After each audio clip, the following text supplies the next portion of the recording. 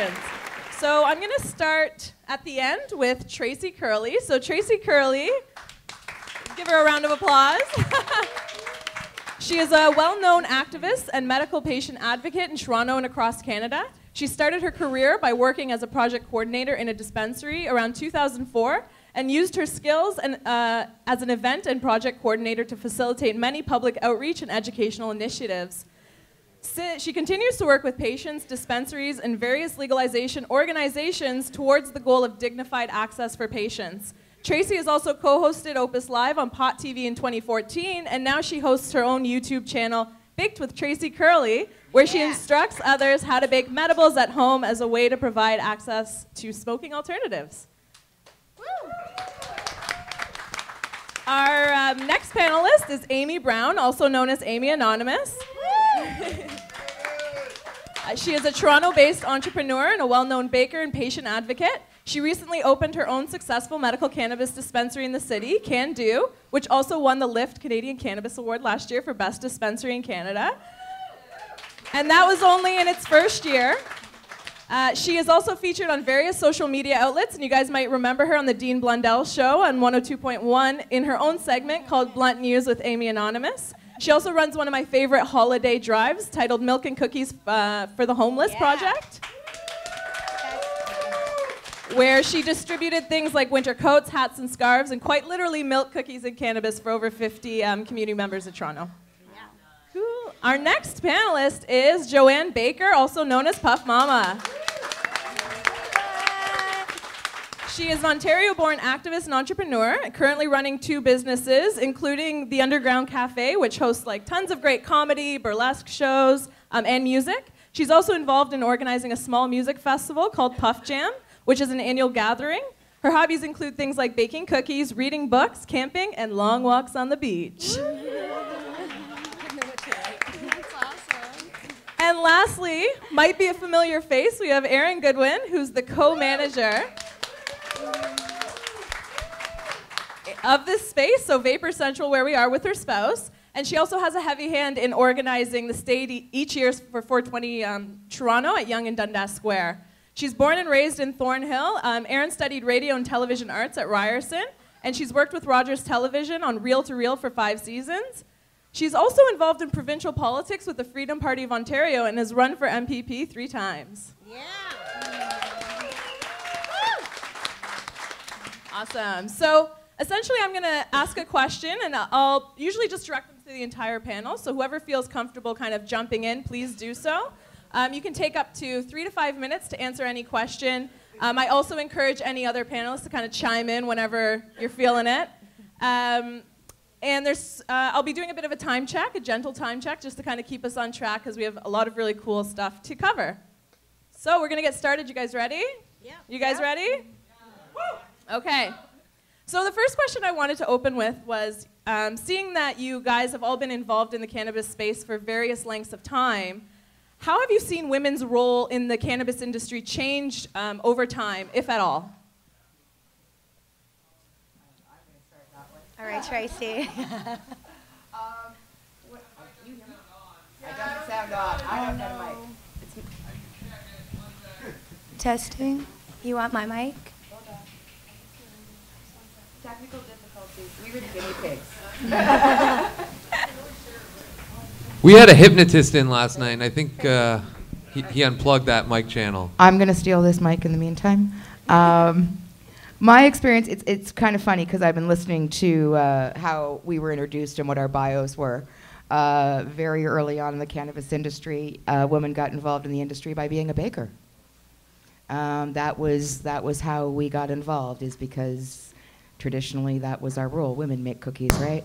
But that is really changing. I'm meeting now. There, the female-owned run dispensaries. I ran into Abby Roach, who runs the Hot Box Cafe, and Rocherama. She's opening up her new dispensary in November. We're seeing a lot more female entrepreneurship outside of medibles. And I think we're finding it even with yourself, new activists, writers, new skill sets that we've never seen in this industry before, because there is a real growth in women in the movement. Jenna herself, our chair, is actually a chair of Women Grow. I went to their first meeting, and it's the largest gathering of women I've seen within this industry at any of the meetings we've ever had. They sold out their first signature event, and I suspect their second one will be even larger. So I'm really excited about where women are actually coming out. There's a lot more growth there. Mothers are no longer afraid. Women in stiletto stoners, you're seeing a whole new brand of women, I guess, is that, it wasn't just bakers. Now you've got, this whole thing about business women and lawyers and everything on Bay Street who smoke cannabis recreationally. We're talking about medical, we're talking about grandmothers. There's this great growth that I'm seeing, and especially when you see the wide variety of kind of experience that you see here as well, from politics to healthcare to entertainment to everything. I think it's just going to keep growing. I think also that, clap for Trace. That was good. That was good. I think one thing I just want to point out, that we're very lucky in Canada to be women in this movement. Oh, yeah. You look at some women that have to deal with what they have to deal with in some states. Some are fairly liberal, but some are not. You look at women outside of North America, what they have to do, they don't have the opportunities that we have. And given that the cannabis industry is a very network-based, had to be very underground and network. Women are real networky. And so when you give us an opportunity to do that, we spread like wildflowers. So I just feel like that we've been given an opportunity here in Canada, and we've taken it by storm. And we need to infect other women across the world, because the world's never going to be legal until we've networked. And not to say that men aren't good at that, they network differently, that's all. And having both sides approach to it. But obviously I can't help men network, maybe feed them some cookies, but in the end it's the networking that's important right now, because from there we grow. So, yay Canada.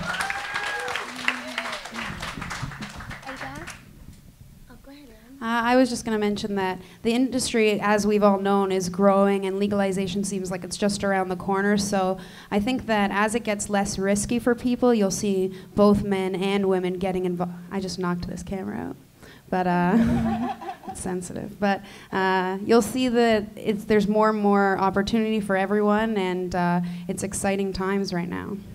Yeah. I agree with everything that you ladies are saying. With women are starting to step up in this industry.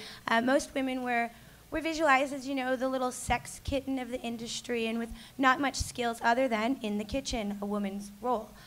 So seeing women progress, and like you said, entrepreneurs. We've got so many fabulous women in this industry that are coming up and using their brains as opposed to their bodies, in which to show that this is a legit industry, and there's knowledge in this, and it's not a sexual trade. It's about medicine. And I think, to me, as a female who stands for all this, I find it very important to see women starting to get out of the kitchen and open their own shops. And I'd love to see many more female dispensary owners out there. I think there are too few. This is a very male-dominated industry. And sorry, men, but the ladies will take over. Actually, I've got to argue with that a little bit. What, Tracy? Because the fact of the matter is that the frontline workers of the women, the first dispensary in this country was started by a fucking woman, and nobody ever talks about that. So if you don't know who Hillary Black is, if you don't know who Rael Kapler is, if you don't know who Jamie Shaw is, if you don't know who the women who are actually working in this industry, like Dory Dempster, who runs the dispensaries, Dana Larson may own them, but it's Dory Dempster who runs them. Yeah. If you don't know who these women are, do your fucking homework, because we're already here. We've already been doing the work. We're just not getting the fucking credit. Exactly, Tracy, exactly. That's really great, thank you. And that's actually a really, really good point, is that when we walk into places like dispensaries and things like that, a lot of the frontline workers are actually female, and they're doing a lot of the day-to-day, the on-the-ground kind of stuff.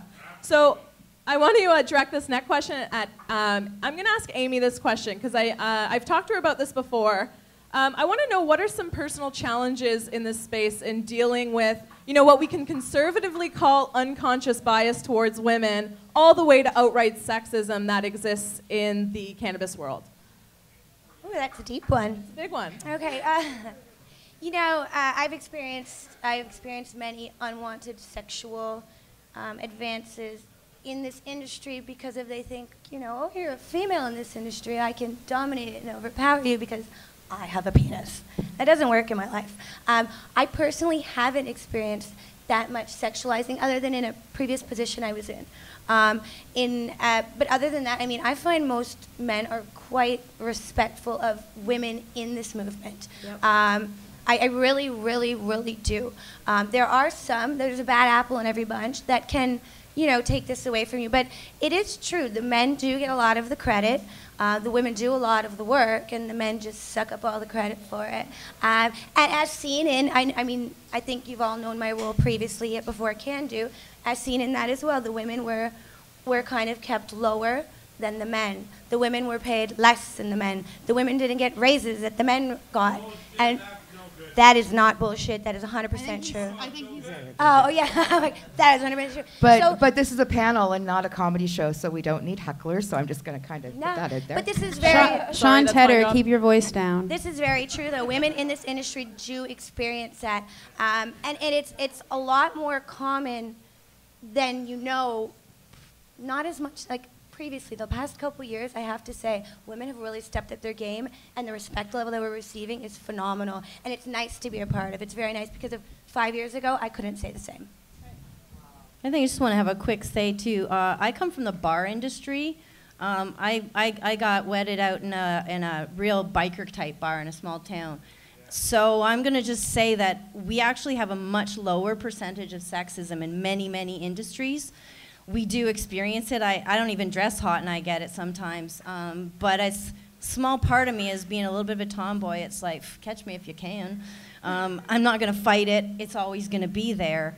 But the bar industry, when I worked in the bar and have like super, super drunk guys, you could be the ugliest girl, you could be the prettiest girl. It didn't matter. There was a tit in front of you or an ass, and it would get grabbed. And that was the problem with alcohol in the industry. You take all these same people, you give us all a keg of beer, there's going to be some problems by the end of it. It's not happening today because of the nature of what we're doing. So I think that the cannabis actually puts little balls in some women, and it calms down some of the men. We become a little more equal and a little more tolerable. It's out there. It's always going to be. But there's always going to be gold digging bitches too. So yeah, Tracy, did you want to add something? I look at it as it's in sexism and gender equality is still an issue, and it's kind of everywhere. But I think it's something that I observe more when I'm observing other women that I admire or other people that I admire.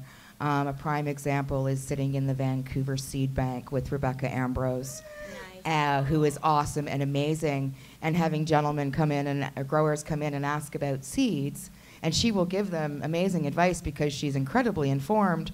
And then the grower will look at the 18-year-old boy who works for her and says, "So what do you think?" So it's subtle, but it's there. And the fact that, if Sarah Sunday, who unfortunately couldn't be here today because she's getting ready to start the Karma Cup, she's an incredibly talented grower.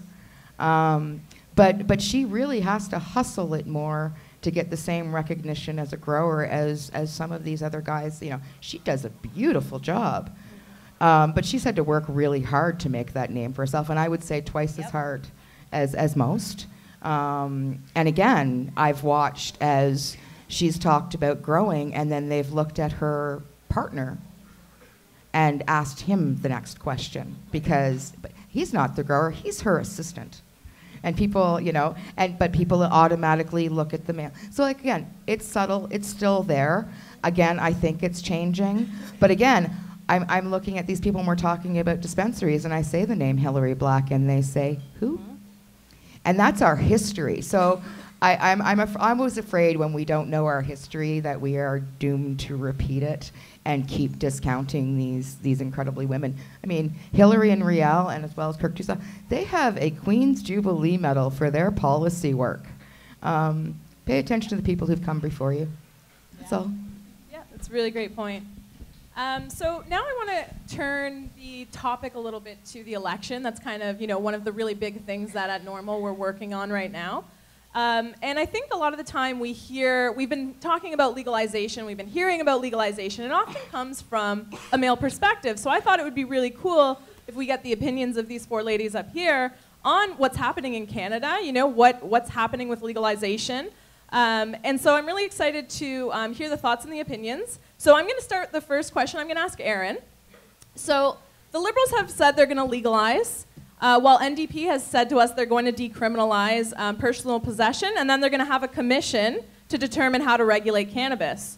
The NDP haven't said the word legalize, and a lot of people are kind of swayed to vote for the Liberals because of this legalization stance.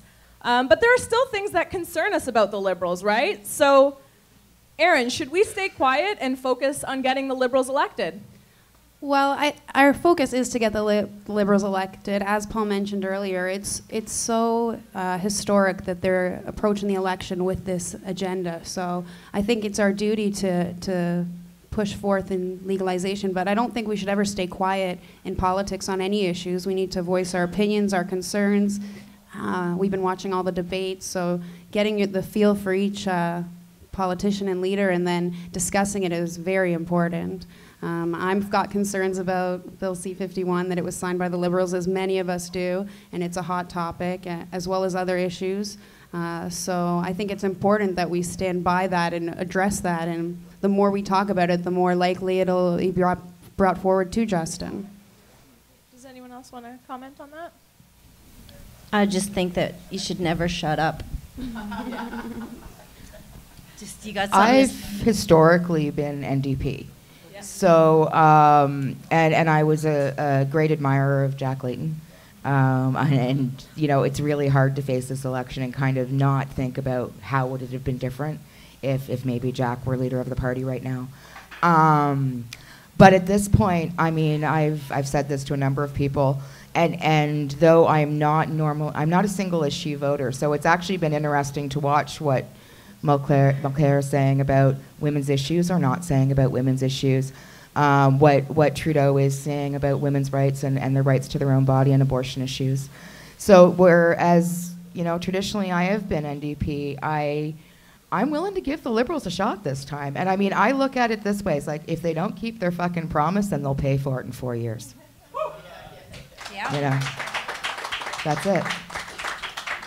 For me, voting Liberal, I also am NDP all the way. And I have to say, Jack Layton was a big reasoning for that.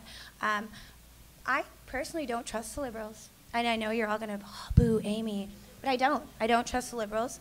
I don't trust Justin Trudeau.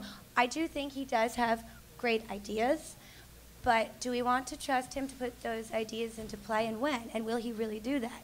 I remember in 2009, he was saying that anyone who used cannabis should be locked up, and cannabis was not a medicine, or marijuana. He was not saying cannabis and marijuana is not a medicine. And I know people's opinions change, times change, people change, but he hasn't won me yet. I'm encouraging everyone to vote strategically, too. Anything to get the Conservatives out, right? ABC. But I could not tell everyone to vote Liberal without having a little bit more background. I know I've paid very much attention to their campaigning, but again, at this moment, I don't trust Justin Trudeau. Hate me now. Yeah, I think it's also important always to question these things. Like if someone tells you vote Liberal or vote NDP, listen to their reasons. Like we are all today listening to Paul Lewin. That's important for us to know these little bits. But at the same time, sometimes you have to look at these things as like, oh, what is the lesser of two evils? Like, let's all face it, all parties are fucking corrupt. All government is corrupt. It's just the nature of the game. But in the end, what is it the lesser of two evils? And sometimes, who's best in your riding? So maybe you never voted Liberal, but maybe take out the whole picture. Who's going to serve your community? I live in Riverside. It's an extremely tight community. And Paula Fletcher has been our counselor forever, and we just got a real tight community that way. And I'm seeing lots of red and orange posters on there, pretty much equal. But in the end, we are all agreeing to oust the Conservatives. But so sometimes in the end, if you can't decide, just decide for your personal riding. Yeah, and I'm really happy that you guys kind of drew out this tension that I think a lot of people are struggling with between NDP and Liberals, especially people who have, been longtime NDPers, are kind of thinking, it's hard when you're looking at, legalization, and that's been a goal for a lot of you guys for so long, and you've been fighting towards this. So when they say, they actually are not afraid to come out and say legalization, there is some merit in that as well. So thank you, ladies, for drawing that out. So when I asked everybody, what else you guys wanted to chat about, a lot of people wanted to hear, what does legalization actually mean? It's certainly not, a cookie cutter type situation. There's not one size fits all. There's lots of different models that legalization can take. But first I wanted to maybe take a second to think about prohibition and how prohibition affects us and how prohibition affects different people differently, right? So now we start thinking about things like gender and race and how, that impacts how people are affected by, unjust drug laws.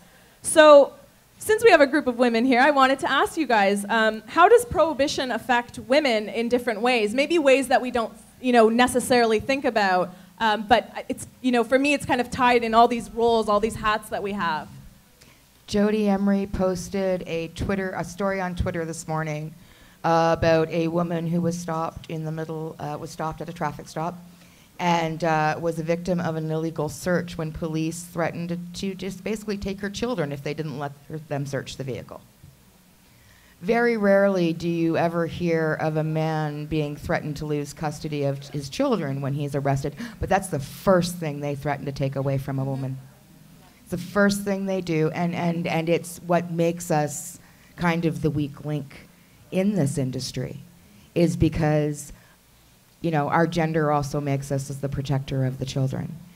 And when they threaten that, I mean, there's really, what I don't blame women who have had to stay in the closet. I've been, it's kind of strange that I say this fortunate, but I myself had never had children. And that has given me a certain freedom, because I can stand up and yell for women who can't, and can use my real name without having to hide and worry about whether or not CAS is going to come knocking on my door, whether or not my neighbors are going to think I'm a bad mother because I may be a medical user, for God's sakes, that might just be doing it to change, help with the quality of my life and make sure that I could raise my children better. And that's just one. And then we start talking about, the horrible things that happen to people when they're arrested, and the bullying and the everything else. Now add the fear of rape into that, because that's what women experience when they're arrested, because those are the kinds of horrible things that police say to men. Why wouldn't they say them to women? And these are things, and these are the kinds of things that women have PTSD about after they've been arrested, and why they're afraid, and why they don't want to speak out. And these are the stories that other women hear, and that's why they're still hiding in their basement or in the back sheds in their backyards, so no one will know that they use cannabis. Yeah, that's a very good point. Did you want to answer? I'm a mother. I have an 8-year-old child, and I have experienced this on numerous occasions. When I went through a raid, the police officers asked me, "Where's your child and how is he doing?" And my question was, well, why are you asking about my child? And I think it was a fear, it was intimidation. And it did scare me. My name was everywhere. All over the clinic I was at. Everywhere you could find me, no matter what. And when they asked me about my child, Sebastian, I panicked. I got very scared. It wasn't because I was a girl and I wasn't a strong person. It was because of my child is my life. As a mother, I couldn't imagine someone taking away my child for a plant or a plant use. I've dealt with children's aid numerous times. I couldn't count the amount of times that I have had to deal with children's aid at my house because of my use for cannabis. Fortunately, I'm a very strong woman. I've never been intimidated by anyone, other than when you bring my child in. And I stood up for myself, I went through the day of fear, and then it was, who the heck are you to threaten I? And Children's Aid would come in and do a run through. They want to check all my paperwork, see if my child has clothing, if he's eating right. This is all because I use cannabis as a painkiller. So I have experienced this a lot, and what I can recommend to women is stand tall. If you know what you're doing is right, stand up for it. Because if you sit down, no one else is going to stand up for you. And I'm going to add, and if you got, hey, there's lots of us women out here. Need If help, you I can't got stand you. up, we'll stand up for you. Exactly. And that's the good thing about women. We as catty as we can be towards each other, let's not deny that, we do stand together when times are tough. And mothers really do get the brunt end of this. They really, really, really do. I don't know if there's any other mothers on the panel yet. We do. Maybe you could speak up. Yeah, I'm a stepmother, so I deal with Chris's ex, we have 2 stepkids, and I know that they previously were involved in the industry, and then after having children, they stepped back because of the risks and the dangers involved. And Chris has been threatened to have his child taken away by CAS, so it is a very real thing. And he still gets letters written to him how he was able to beat them in his charges. And he did just stand tall. But there are so many mothers who because of the stigma and the fear and the judgment, they have to take this out of their life, where they'll just stop using as a result because it becomes too much, the pressure. So it's sad because it could help so many people in so many ways, and just with this cloud over everything, we need to have it lifted so more people are able to use comfortably and safely. Yeah, great, thank you. And so Tracy, thanks so much for bringing out kind of the unique role that women play as mothers and as caregivers, and I think that's really important. And Amy and Aaron for kind of drawing on some personal experience there. But, just some food for thought. What happens when, CAS is bugging families where, they don't have such strong voices? You guys are leaders. So just some food for thought. What happens to the women that maybe don't have kind of the social capital to kind of speak up for themselves? So that's a really, really great point. It's very true. I'm not saying it's easy. As I told you, I was scared at first. There's no way I'd lose my child for anyone. Oh, and you can see that and you can see actually where that actually stands by female incarceration statistics. Mm-hmm. Native women are our highest population in the female prisons. A lot of those are drug charges or things like. And I don't know what our stats are on specific cannabis charges. Maybe someone from NORML actually knows. But when we see that, it's not the faces that you see in this panel right now. It's not middle class white women. Yeah. It is racially very slanted and economically slanted. Yes. And poor people go to prison for marijuana, and rich white people don't. Exactly, yeah. It's very true. And as I said, I don't think it's easy, but I do recommend doing it. I mean, stand up for yourself. Yeah, and if you cannot, find someone who can. Find one of us. 4 powerful women. Yep. There are many others in the industry we that will would be able yell to assist for you and help, and show you that this is not okay and intimidation is not going to work. And we're really lucky that we've got some fabulous lawyers in our group that like helping people too. So Great.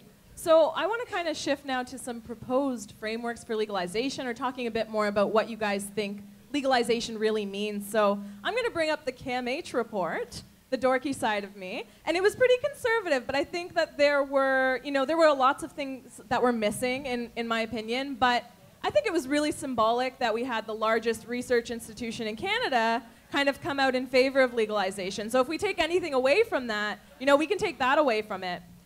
So one of the suggestions that they make in that framework is this idea that there should be a government monopoly on the sale and distribution as part of a more safe public health model.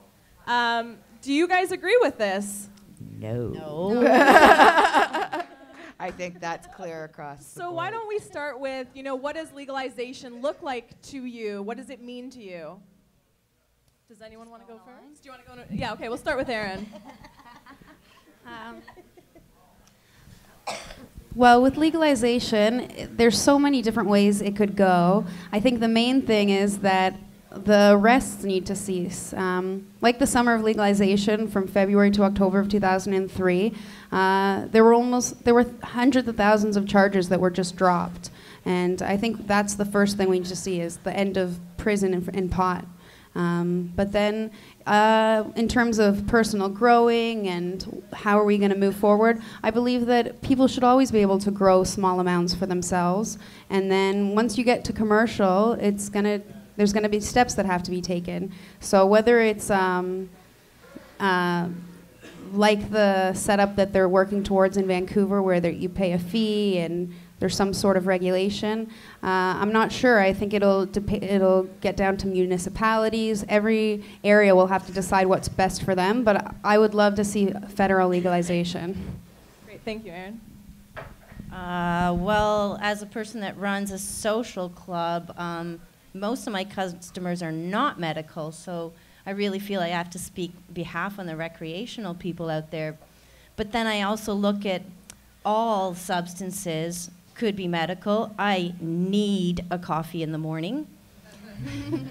And on a hot day when you've been working real hard doing some construction, what's better than a cold beer in a patio? That's medicine, folks. All of it is. Good medicine is also has a parabola, and some of those things like too much coffee, not good. Too much alcohol, not good.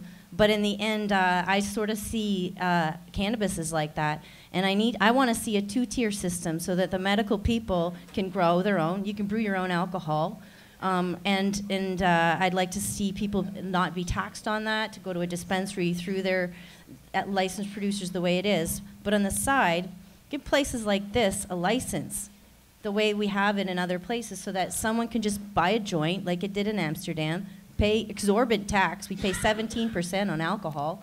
I don't care. Give me 17%, and I'll, and just put it back into the way it should be, like, so that recreational people, like, I know tons of my customers, they just want to come in. They got a babysitter. They're happy. They got one joint. They split it. Tee-hee. And then they're home by midnight. And most of those people are out like twice a year, And so there's an awful lot of them, and it's like an iceberg theory, We up here, we just the tip.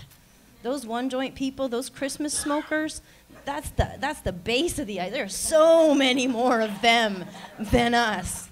And oddly, you sell them one single joint, tax it out. That's a lot of cash. So I'd like to see a two-tier system that way. Great, thank you very much. Amy? The word monopoly, just like that's what scares me about legalization, a government monopoly. I am so for legalization. I think there's way too much money spent on imprisoning people, on tearing families apart, and then trying to fix those families with social services. Like, let's end that now. But the problem is, again, the government monopoly. With a government monopoly, that means that there won't be any small-time growers. What about the mom and pop who can't afford their own medicine, who'd like to grow it? They can grow basil. Why can't they grow cannabis? This is a plant, right?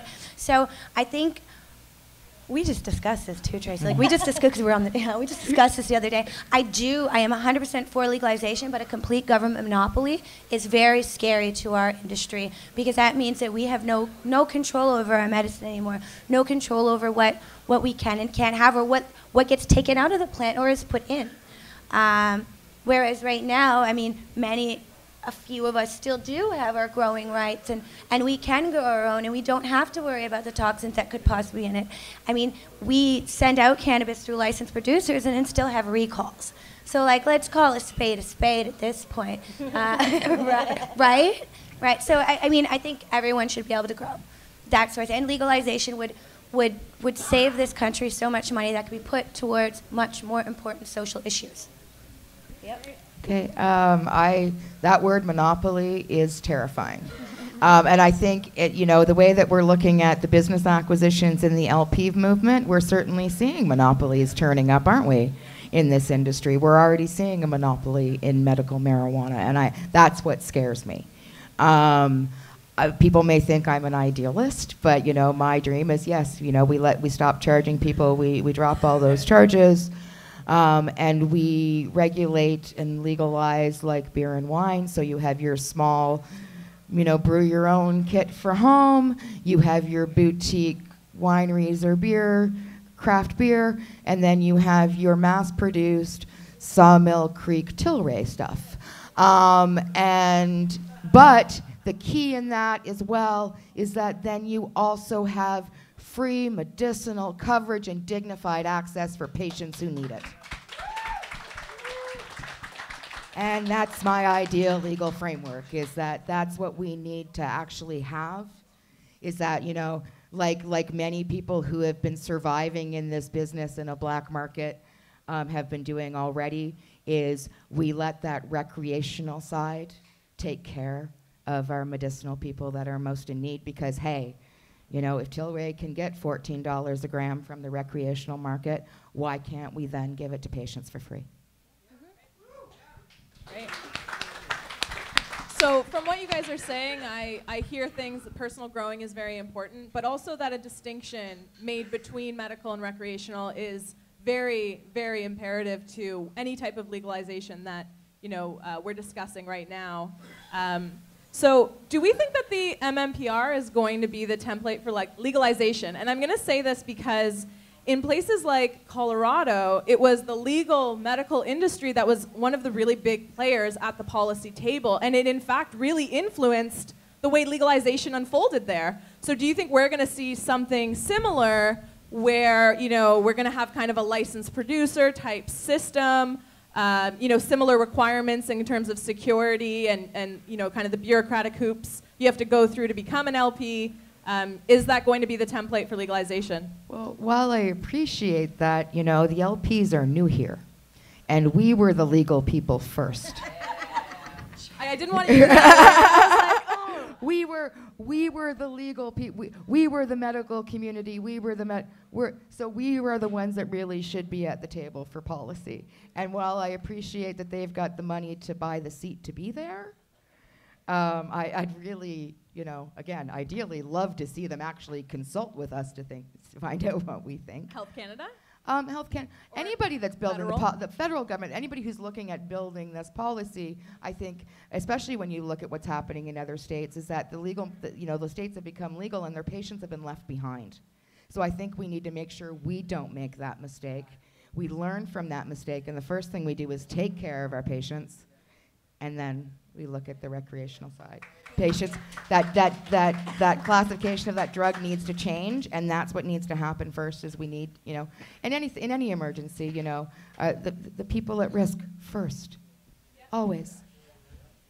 I think that what we have going on is we have people in suits, and I love people in suits, don't get me wrong, but we have people in suits making decisions for sick people. And these people in their suits don't have any idea what these people are going through. The ones that started, you know, that have been here, the grassroots people that have made this an industry. So I really do think that consulting with people as such would be a great idea for LPs. I'm not against LPs whatsoever. I think everyone serves a purpose. And I think they're great for people who live far and cannot access other places for medicine, and it's great for a mailing situation. But there's other people who really, really need one-on-one help. They need the human contact. They need someone to explain to them in a way they can understand, whether it be visually or not everyone learns the same way, right? So we need to take this all into account when we think about all these things, I think. For sure. Do either of you guys want to add anything? I have another question for you guys. So I was thinking a lot about, you know, the role that kind of vapor lounges. So I know it's a bit biased because we're at Vapor Central, but the role that they kind of could play in this kind of larger template. Do you guys think that they should be included in the framework as some type of like licensed business? Should they be, you know, should we offer people space, you know, to be consuming cannabis under kind of a more legalized regime? Well, I think there's a definite need for it. Vapor lounges have always been a safe place to consume in the illegal market. So paying $5 at the door, I don't know if that's going to still be the case. Well, people still want that. I could see us moving more towards a cannabis bar where we're actually dispensing as well. Like a bar would. You could go and buy a dab or a shot or a vapor bag. So I see us moving more in that direction in the legal market, that what a vapor lounge is will change. Yeah, I think that's awesome too, because I kind of look around the room right here now, and again, working in bars my whole life, visually I don't see a difference except that everyone's real calm and happy. And there's no fight in the corner. It's no one puking in the corner. It's awesome. So I don't see why they wouldn't give us a license. It's like, why wouldn't you put in every neighborhood a nice place where people can go and be calm and happy? I just don't see why. I can't. And I think the more, like, Toronto's popcorning like crazy, and you have people come in and they always ask me, oh, how do you get away with this, man? And like the only thing I'm like, well, you're smoking the weed, not me, so I'm not gonna get in trouble. Kind of the way it works. Don't smoke cigarette, please. I'll get in trouble for that. But that's basically the only hinge we in Toronto sort of have. There's a couple of small hinges, but in the end, as long as we don't smoke tobacco or we don't sell any weed, we're fine. The cops don't care. Most neighborhoods all over Toronto, they're like, sweet, they're over there. They're not like, and then in the end, I think that because we're a little bit ornery, so when we get caught in the street, like, oh, you're targeting me. But, well, yeah, because we're stuck in an alley. So if we have way more of these places, just at start, you don't even have to, like, give us a license to sell. Just give us a license. I mean, Toronto's talked about it, but in the most retarded ways. So we've never been down with the talks in Toronto, how it happened. But outside of Toronto, have they talked in Vancouver about licensing it out there?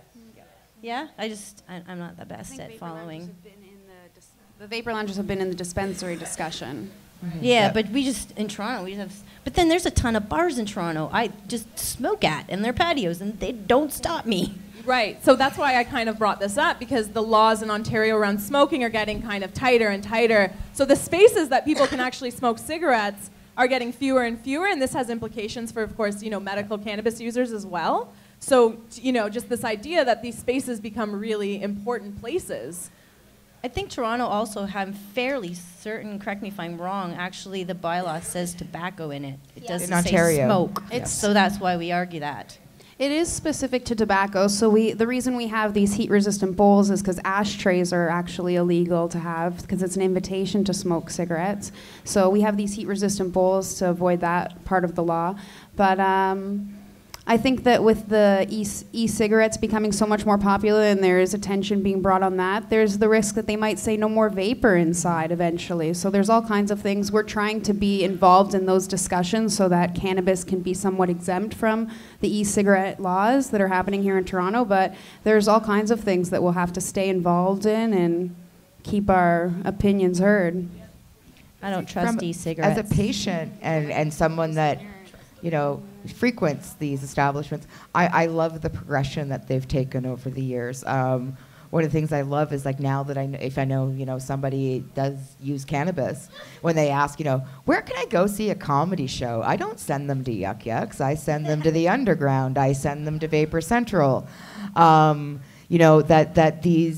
our vapor lounges are actually known across the country, and especially Joey's, because she's done such a great job, are known worldwide as being, our vapor lounges are world-class comedy clubs now. And I think that's fantastic. And so appreciation, and what Chris and Aaron do here with Pot TV and how they use this lounge as a platform for political movements and education and information, I think is absolutely amazing. And the fact that they're popping up everywhere over Southern Ontario with the help of other vapor lounge owners. And the first with Abby, who's here. She started the first one here in Toronto. Cheers. I think the progression of these businesses, I think it's only going to grow. I dream of a day, not that I'm much of a drinker, but wouldn't it be awesome when someday we can actually do this in a place with a liquor license too? We currently have that in our province. Well, it's not. Well, we'll see how long that lasts. I just want to add to Tracy's thing. I think it's important also that if you open a vapor lounge, to be a platform. I think that we're all like talking and preaching to the choir, but right now we're out there. Yeah. So I think that regardless of whether you support stand-up comedy, whether you support live music, because there's a lot of real good musicians that got some great shit to say, whether you support poetry, whatever the fuck you're saying on the stage, excuse my mouth, I think it's important though that, like, don't just capitalize on the industry, charge money, and just so people can hang out. Let them speak, and use your place as a way to advance. Yep, for sure. Yeah. Oh my God. Yeah, I agree with Joey. I think that our industry responds to that. The community supports those who give back. There's so many great brands like Skunk and Crop King Seeds who have just given so much, and I think that they've gotten the benefits from it because we just love people who support back. Right. That's great. Sure. So my next question, so we have time for about 2 more questions, then I'm going to leave about 10 minutes to see if anybody in the audience wants to ask a few questions. So what I wanted to ask was, you know, we've been hearing a lot about the dispensary explosion in Vancouver, right? So they're talking about, you know, at the municipal level kind of having regulations around space. But is that something that, you know, Amy, as a dispensary owner in Toronto, is that something that you'd like to see Toronto do? Sorry. In terms of creating regulations around dispensaries? I would love to see dispensaries regulated. They've been around in Canada, or at least in Toronto, since 1994. Am I correct? Six? Is it? Okay. I'm like, it's in the mid 90s, and there's still no regulations for dispensaries. I think that's ridiculous. I mean, we spend so much time on other issues. This is something that affects thousands and thousands of Canadians, and we haven't even batted an eye at it. I would love to see it. I love seeing new dispensaries open up, you know, because if they cater to many other people who can't necessarily go to other places, like it's not a competition thing. Like we should be open like donut stores and like fruits and vegetable stores. Do you see there ever being kind of this system that exists where LPs and dispensaries can kind of work together? Because we don't want to talk about dispensaries as if there isn't, you know, this kind of system happening. But like, is there a future for the two of them to work together? I could definitely see how that could work. The only thing is, and no offense, I think the LPs would have to step their game up a little bit first in quality of product.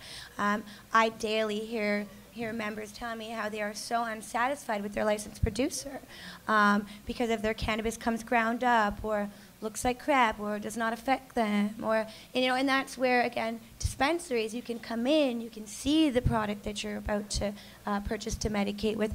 It's a lot different having the one-on-one contact than it is just ordering over the phone. I do think we can work together. I just think it hasn't really been put on the table. I mean, it's been talked about quietly, but I've never been approached by an LP. Possibly. Joanne, did you want to add something? I just want to have a quick about regulating these sorts of places. Working in restaurants my whole life and having a food inspector, health inspectors check the place to make sure that whatever random teenager you hired to work is following proper health codes. Especially in the cannabis industry, I've noticed a variance in how it's served, from nicely in jars with plastic gloves on, tongs, whichever, so that your germs don't get on the pot of somebody whose immune system might be compromised. So I've learned from, I worked at Toronto Compassion Center many, many years ago, and I worked with Jim, and he was the first person to teach me that because he has AIDS. And he explained to me, he's like, you don't understand that when germs are around, you're not going to get sick, but I will. And you won't even notice them. And I thought of him like, oh my God, my finger's on the pot in the bag, and then he touches it, and he's got a cold immediately. So I think that regulation is important and needed to just make sure that people aren't getting sick, that people aren't getting germ spread, and that the weed is being dispensed properly. I don't know if the licensed producer picked his nose before he put it in the bag. Don't know it. I know she didn't. I didn't. Well, I mean, that's just kind saying. of that's the regulation. I mean, the LPs are under some pretty strict regulations right now. But I think it's really interesting. Something in the activist movement, when you're working in medical, there seems to be like the 6-year fallout, where you're in about 6 years and then you kind of lose your mind and you get frustrated and you don't know whether or not you can keep doing this because, oh God, this is so hard, and why is it so hard? And either people walk out of the industry or it's their calling and this is where they are. And so I talked to somebody about that, and they were talking about how they had to learn how to detach. And I think that's the problem, is that one of the things that makes compassion centers so wonderful. And I think when we're talking about dispensary regulation, I think we need to recognize the work of all the dispensary owners that have already come before us, is with the work of CAMCD that are actually working on those regulations so we self-regulate, and those things are already, I love the fact that, you know, Toronto Compassion Center here, and there's a number of different dispensaries across the country that are looking to get certified I under was going those to say, maybe regulations. explain a bit about CAMCD for people who don't really know Okay, what they so are. wait, I have to get that. Oh God. The Canadian Canadian- Association for Medical Cannabis Dispensaries. All right, I had to like think about that for a second. Okay, so and I know that there's a couple people in this room that have worked with that group. They're a bunch of dispensary owners and directors that came together and went, okay, so what can we do to ensure that we self-regulate themselves so that anybody who calls himself a medical cannabis dispensary is following the safest standards and best practices of this business. So they've put together a guideline of certification protocols that dispensaries can follow to get certified by CAMCD as an authorized and inspected dispensary. And I think really that's amazing, and I think that's really the model we should be looking at. It's been in the works since the beginning of my career. Like I remember reading the initial one that I believe it was Riel and Philippe Lucas put out a long time ago. And the fact that that is coming, I'm loving the fact that Vancouver is actually consulting with those documents and actually looking at those rules and how to regulate dispensaries. LPs want to start selling through dispensaries? Yeah, I've got no problem with it. It's great, yeah. Yeah, so just to kind of, you know, for the last kind of question or idea that I want all you guys to kind of throw out there before we have a really short kind of question period is, you know, we talked about what it's like for you guys as women working in often male-dominated spaces. What would you tell women who are just getting started in this industry, maybe as an entrepreneur, an activist, a researcher? You know, what would be your kind of elevator take-home message for them? Well-behaved women rarely make history. Take no shit, just keep going, stand your ground, and believe it every day. Awesome. Thank you, Tracy. Amy? I wouldn't really say that. I'm pretty well behaved. But I would say, do it. Stand up, do it. Don't let anyone tell you no. I mean, this industry is meant for both sexes. This is not, or this may have been a male-dominated industry, as we discussed, but it's not anymore. There's a lot of women in this industry, and we just need to recognize them. And that's realize it's recognition. So let's start recognizing the women and give them credit where credit is due. I'm a huge believer in empowering women and hiring women. In fact, in my shop, I didn't want to hire men. No offense, but I wanted to bring women up. I wanted, you know, put them in roles that they belong in, that they want to be in, not really belong in, but the roles of authority. And it's time to step up and let girls have that, or women. And it's time to tell women that you can do this and show them how. So it's really a matter of bringing up all the people around you, and that's that. Great, thank you, Amy. Joey? I guess any advice, and this probably would fall even to men too, but you want to do anything in life, just put it in your sight. You will never get it unless you put it in your sight and walk towards it. You might have to go a little bit this way, a little that, put the fucking blinders on. Don't listen to people's opinions. Don't respond to them. Don't cause drama. Just do your thing. Thank you, Joey. Erin? Yeah, I agree with don't cause drama, because that can be hard to avoid sometimes. Like Tracy said, people sometimes have like a time limit to how far they can go, but I think people often underestimate the power of hard work, and I think that as long as you're determined and you show up and you keep working hard and you don't give up, then you'll get to where you want to go. Great. So now I think we're going to turn attention. Well, actually, let's give our panel a round of applause for being awesome. And for committing their time and their dedication. Oh, thank you. And to Jenna for hosting the panel. And a lot of the questions today, you know, I got feedback from all of you guys. So you guys were also, you know, a really important part to crafting questions that were meaningful and kind of drew out kind of women's experiences. We are at a historic time, and hopefully we can get all our friends and neighbors out there, and let's get rid of these guys. It's not just in cannabis area that they've done a lot of damage to Canada, you know.